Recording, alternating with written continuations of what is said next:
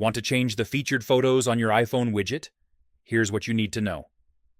By default, the Photos widget shows images from Apple's featured section, and you can't directly choose which photo appears there, but you can control it. Let me show you two ways. First method, remove a photo from featured. Tap on the Photos widget.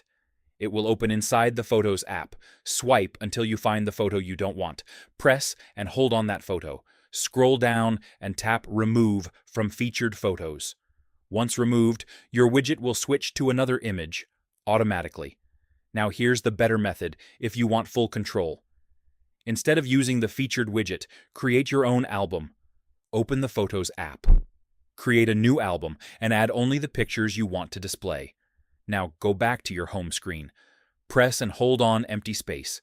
Tap the plus icon and add the Photos widget. Swipe until you see the album option, not featured. Tap Add Widget. Then tap the widget and choose your custom album. Done. Now your widget only shows the photos you selected. Much better control. If this helped, like the video and subscribe for more iPhone tips.